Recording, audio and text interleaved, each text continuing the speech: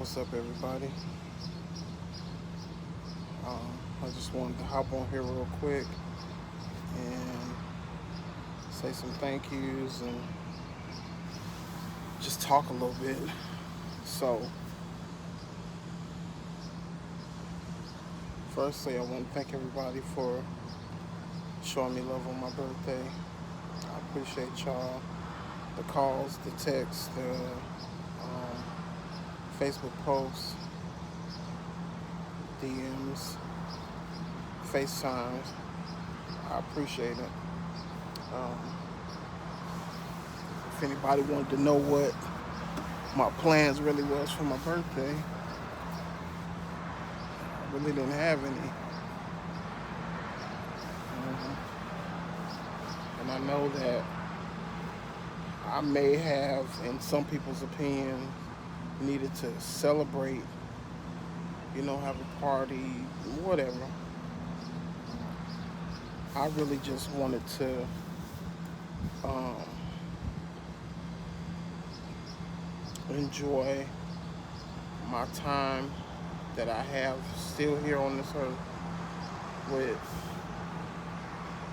the five most important people in my life. That's my wife, Danielle, and my kids, Zion, Joel, Hannah, and Honor.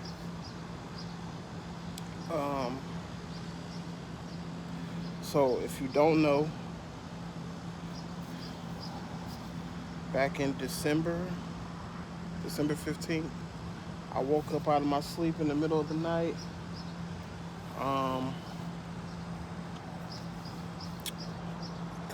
Couldn't really catch my breath. Was having just a lot of complications breathing. And I woke Danielle up. I told her, babe, I'm not feeling good. I'm having trouble breathing. Like, I've used my inhaler twice. It's not working. It's still hard for me to take breath. So I asked her to call 911. She did. They showed up, got me to the ambulance. No problems, really. They took their time with me. We get in an ambulance, and for me, I remember sitting down, him saying, okay, how you feeling now? And I'm like, still having some trouble, but y'all are here, so I feel a little bit better. Pin that a little bit before that, when they were telling her they were going to take me to the hospital, I told her, I said, babe, I'm scared. I don't want to go through what I went through again. Because in February, similar situation. It wasn't even, I woke up in the middle of the night. I couldn't catch my breath. I was having trouble breathing. I took a breathing treatment. Didn't help. And I got to the point where I was gasping for air. Long story short, ambulance came. I went out. I don't know how long it was before I came back, but I came back in. They had people everywhere around me. One of the doctors was in my face, saying my name, and once he recognized that I could hear him and I was responding to him, he let everybody know that I was back. Spent 8 days in the hospital. Got home, had made many changes to my eating and to my work and all the other things that were contributing. So, fast forward to December, everything I just told you, and she tells me, after I tell her that I'm scared and I don't want to go back through this, she tells me, no, baby, you're fine. They're saying it's just your asthma, this, that, and the third. We're going to go to the hospital, get you checked out, and we're going to be back home in the morning. I'm like, okay, all right, cool. I say, I'm in the ambulance, I'm sitting there, he's asking me questions, and he asked me, the last question he asked me that I remember him asking was if I consented to them treating me. And I told him yes. He said okay, and he started talking. It's kind of muffled and went out. And the next thing I know, I wake up in the hospital, and Danielle is there.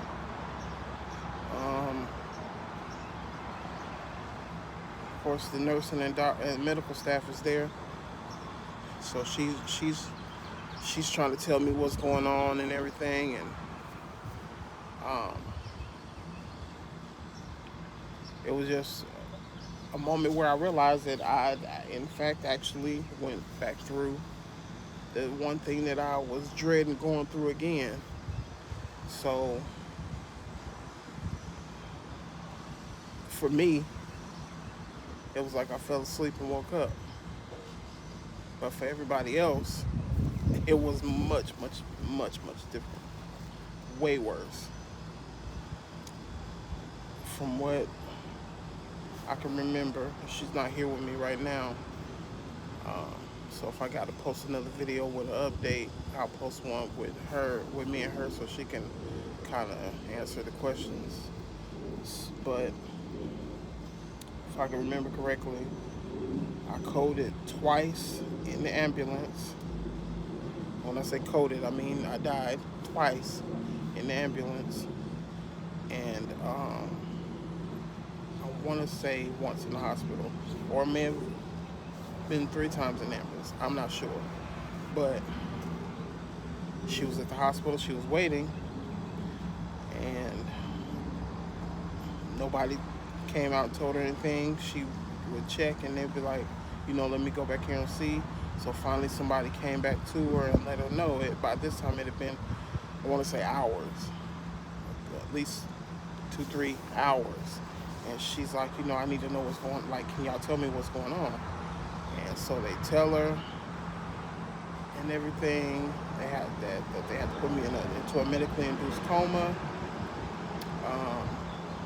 It's not looking good, et cetera, et cetera. Now, she's dealing with these things every day. I'm not here, basically.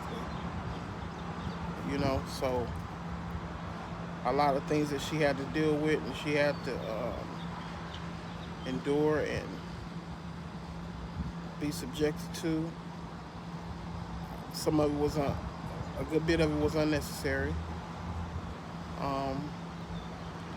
Some of it came with it, when they were telling her about, asking her if we have children, and telling her that she might have to, they have resources to help her be able to tell the children if things go their way, which at that time it looked like that's the way that it was going. So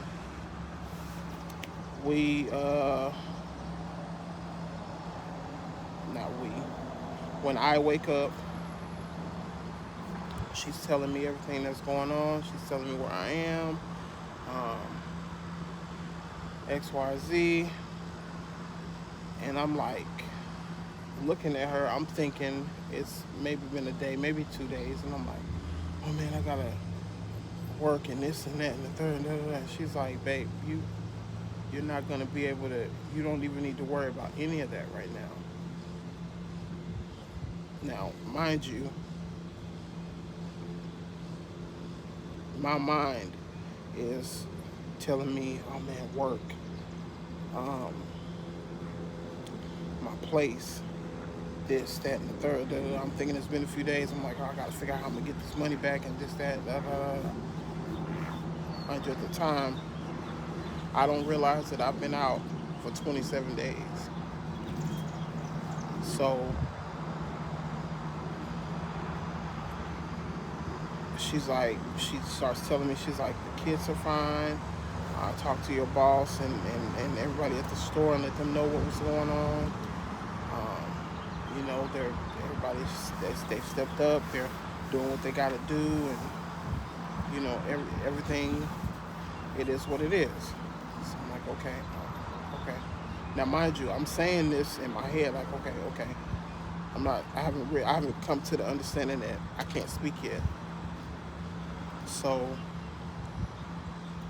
I hear a awkward, like, hiss, like liquidy hiss, and I'm looking at it. I'm like, what's that?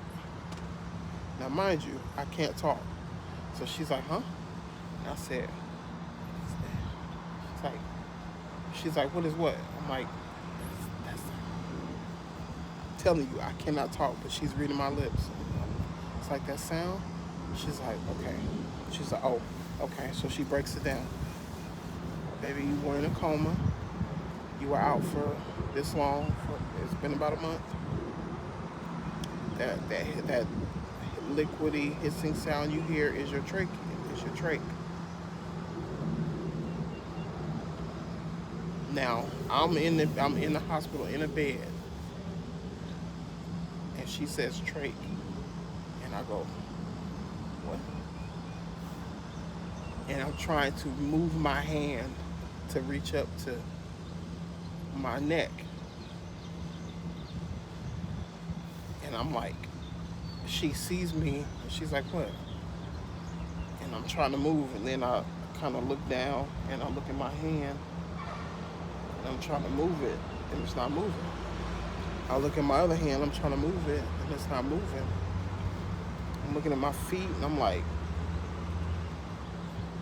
so she's like, are you trying to move? And I'm like, and I shake my head, yeah.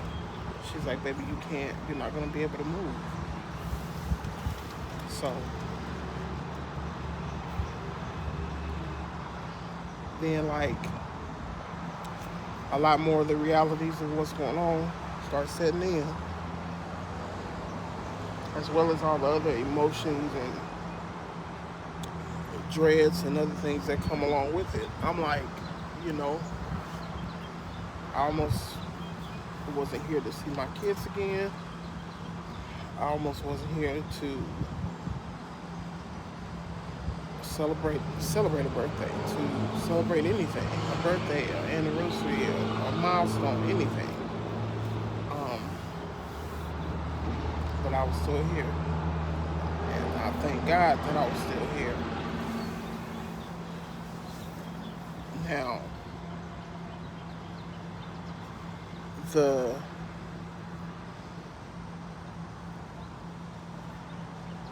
time after this is a time of recovery, which is what I'm still in, and I've been doing this whole time. I've been recovering. I'm gonna put these back on because the sun is sunning today. So I've been in recovery, and it's been a constant thing for the last few months where I gotta get up and I'm doing my arm workouts, doing my standing workouts, trying to get my strength back in both arms, my legs, my endurance and stamina back up. And it's been tough. It's been a fight. There are days that I've been completely exhausted and drained, and there are days when I've felt like I could take on the world. Now, I said felt like, and I could. So I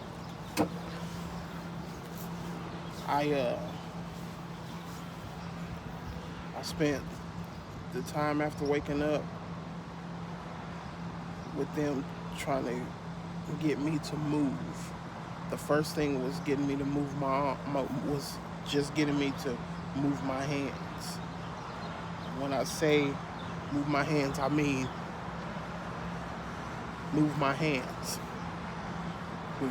It's a feat that I can even move my hands now. I still have a few issues with this arm, but I'm working on it. So it is what it is. But the things that we do without thought every day, we take for granted. I know I did, because when I tell you that when you go from being a man that physically does a lot, and no, I ain't talking about going to the gym, working out, all that. Hey, it is what it is. I mean, and my woman will attest to this. When you've had to do things like move an entire apartment by yourself, when you've had to, um, when you've worked in jobs where they call on you to do the heavy lifting, to do the more strenuous work. When you the person they call, oh, Big Mike can help you, man. Y'all move, he can help you, boy. That man he'll help you move quick. This and the third, whatever. To go from that to struggling to, y'all know those little mini cans of soda, the little small little mini cans of soda. When you go from being a man who could take a washing machine, pick it up and carry it 20, 30 feet to put on the back of a truck while moving, when you go from being that dude to having to struggle to lift a 8 or 12 ounce drink, when you can't open a drink, when the simple act of popping the top on a soda can makes you shake because you're using that much of your strength, it puts a lot of stuff into perspective. It make you think, like, the act of walking, like, I had to relearn how to walk. I had to read my motor skills of using my hands and my arms and stuff to simply get dressed, to eat, to brush my teeth, to cut my hair, to cut and brush and comb my beard, to putting on a pair of pants, putting on socks, shoes, whatever. That stuff there that we do every day without even thinking about it, man, when you can't, it's a trip. And to this day, I've been out of the hospital since February, 21st. I want to say since February 21st. I've been out of the hospital that long. So a little over 3 months. I, to this day, still have struggles with putting on clothes, washing dishes. When you get tired from cleaning, sweeping the floor, like, it puts things into perspective. I don't need no big grand party. I appreciate it if we ever do it. I appreciate it. Thank God that we was able to do it, but I don't need it. I was rich in the fact of yesterday I had all 4 of my babies in the house with me. My woman, and we sat there and watched anime and ate a few little cupcakes and some fish and other little things, and just enjoyed each other's company for a little time. That was the greatest thing I could have got on my birthday, especially after almost not having another birthday. So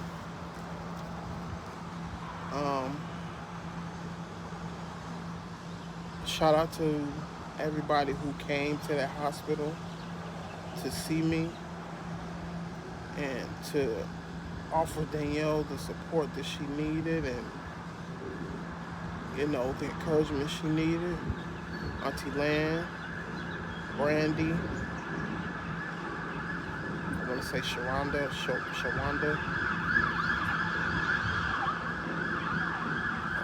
Sorry, I guess somebody being chased by the police.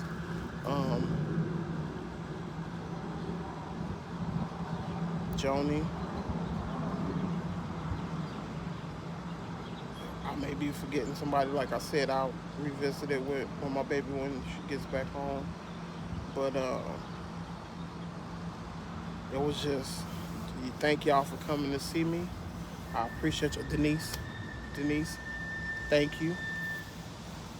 Miss Occupational Therapist, appreciate those tips and all the other little insight that you gave. And if you came and I was out, I appreciate you.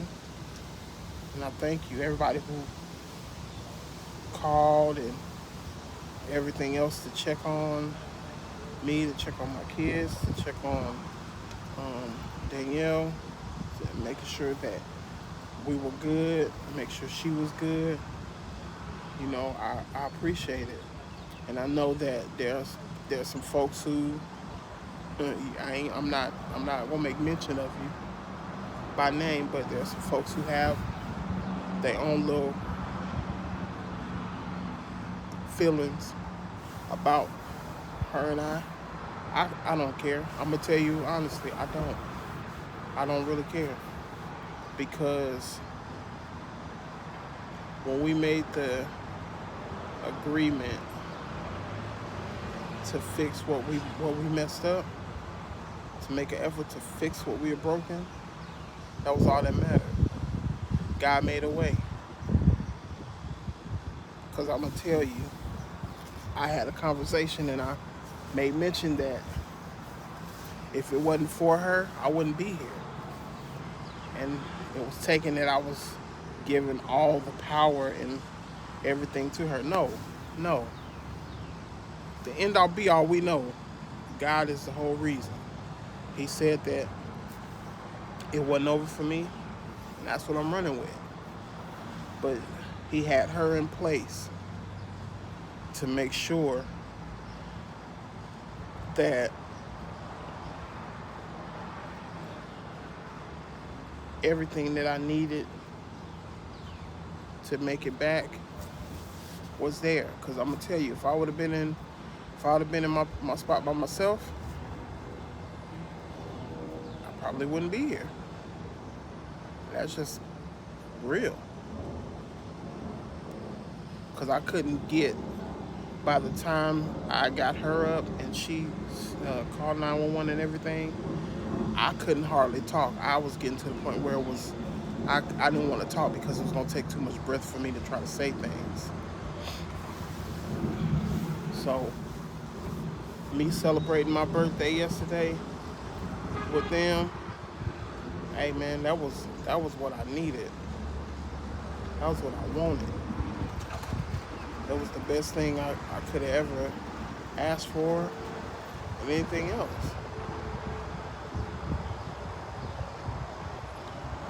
So, I appreciate y'all. I love everyone. If I've offended, hurt, or mistreated you in any way, please forgive me. Blame it on my head, not my heart, because I have a heart that's for people. I love everybody. I may not people a lot, but I love everybody. So,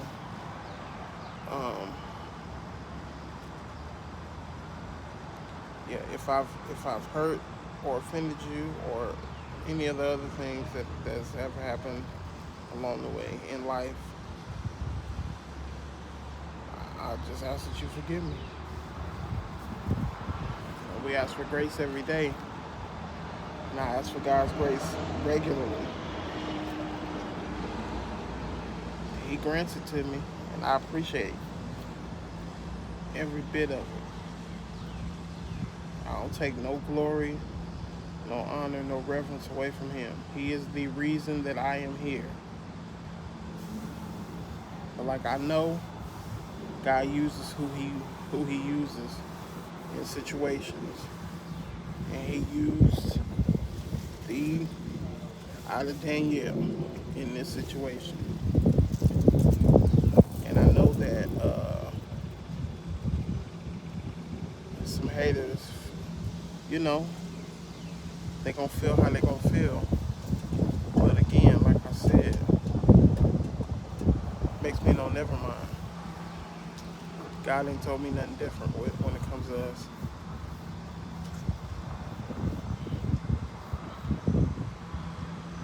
Yeah. So I love y'all. God bless. Enjoy your day. Enjoy your loved ones. And just keep going.